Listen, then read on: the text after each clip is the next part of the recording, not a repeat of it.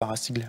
Oui, donc ça c'est la rhétorique qui a été, bon là, sous une forme totalement grotesque, mais la rhétorique qui a été toujours la même pendant longtemps et qu'ils ont abandonnée parce que les communicants leur ont conseillé d'arrêter, qui était s'il y a du virus et s'il y a de la maladie, s'il y a de la pandémie, c'est parce que vous vous relâchez. C'est ce que j'ai appelé une inversion des responsabilités. C'est-à-dire les victimes, les populations qui sont victimes de cette épidémie sont considérées comme les coupables.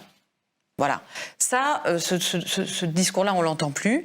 Par contre, effectivement, le discours de la pandémie, c'est-à-dire vous êtes quelqu'un de dangereux qui a des conduites à risque quand vous voulez aller voir vos étudiants. Hein, moi, on me l'a fait sentir à l'université. J'ai voulu au maximum être auprès de mes étudiants. Je me bats encore tous les jours pour y être. Et on me fait sentir que c'est un comportement déviant.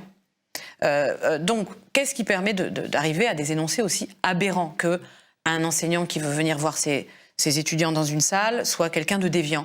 Eh bien, c'est l'imaginaire de la pandémie qui dit que tout contact social est une prise de risque inconsidérée, puisque dès que vous donc on se retranche d'autant plus, on s'éloigne des autres par ailleurs. C'est l'idée que c'est quelque chose d'équivalent à la peste qui, du même coup, vous oblige à vous confiner de manière permanente.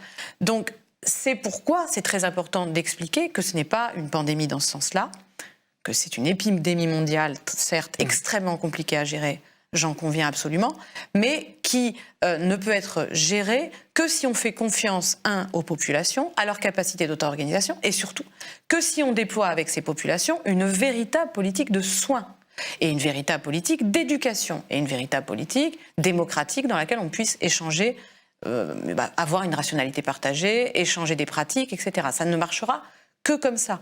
Si on continue à avoir une politique strictement répressive, où soit on ouvre tout, soit on ferme tout, soit on dessert un peu la vis, selon cette expression insupportable qu'on entend en permanence, c'est-à-dire une vision purement répressive des choses, à ce moment-là, on n'aura pas de politique de soins, pas de politique de santé, et on ne va pas s'en sortir, sauf si effectivement quelque chose vient nous sauver, tel un messie, un produit miracle. Mais moi, je ne peux pas remettre le sort de pays entiers dans la survenue d'un produit miracle. Alors, dans un précédent